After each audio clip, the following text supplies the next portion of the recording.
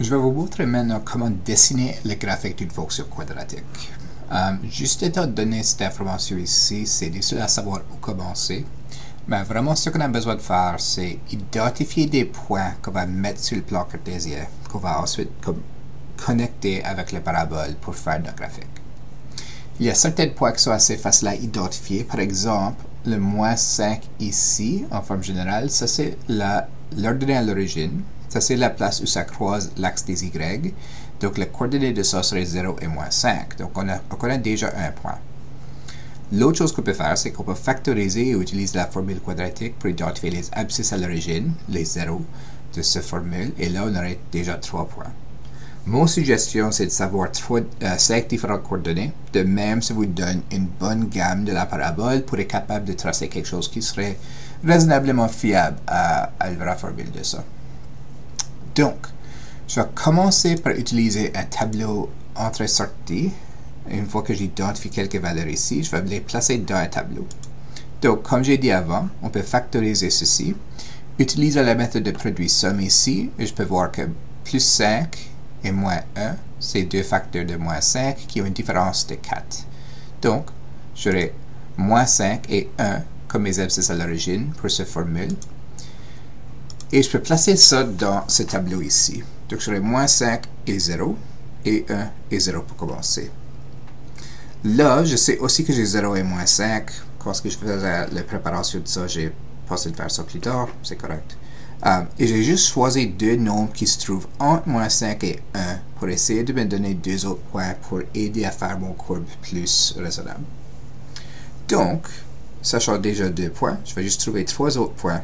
Et là, je vais les mettre sur mon graphique. Je vais vous montrer comment faire ça dans Canva. Donc, ce que je suis en train de faire ici maintenant, c'est que je remplace mes x avec la valeur de moins 3 pour trouver c'est quoi une autre coordonnée ici.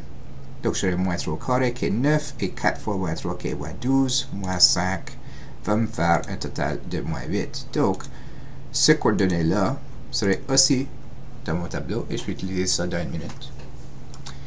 Je vais aussi faire ça avec moins 1 et je vais trouver que j'ai le coordonnée moins 8 aussi. Donc, moins 1 et moins 8, c'est une autre. Et comme j'ai dit avant, quand je remplace tout ça avec 0, j'ai mon coordonnée 0 et moins 5 qui est mon ordonnée à l'origine ici.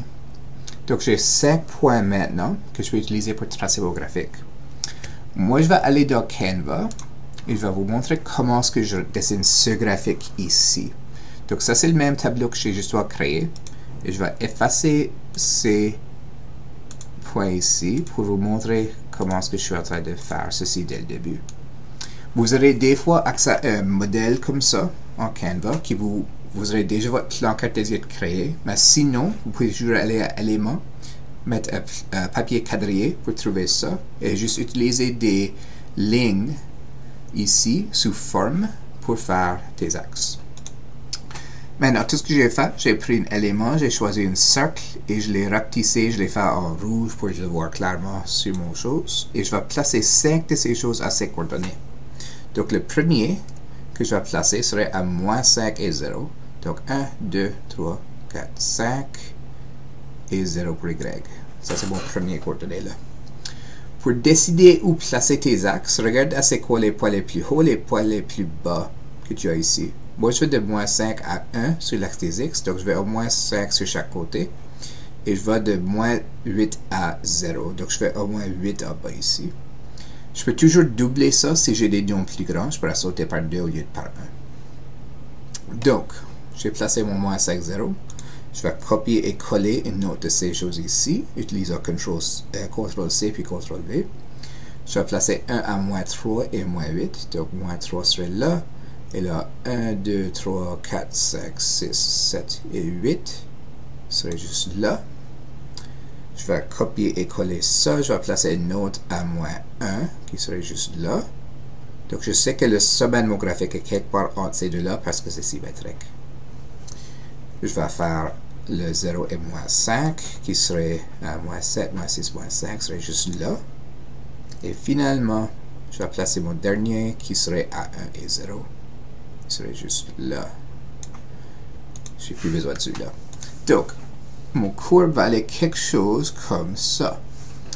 pour dessiner ça, je vais choisir les éléments et je vais juste prendre une ligne.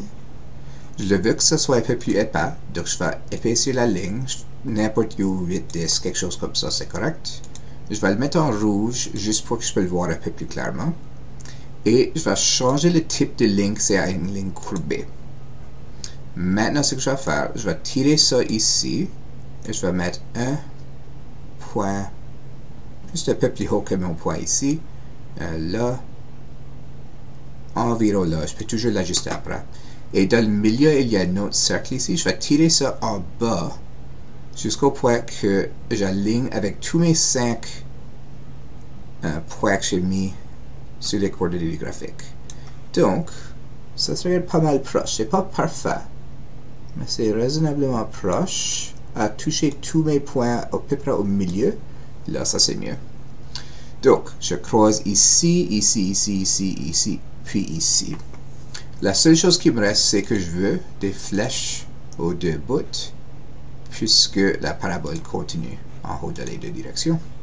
Et voilà, mon parabole est dessinée.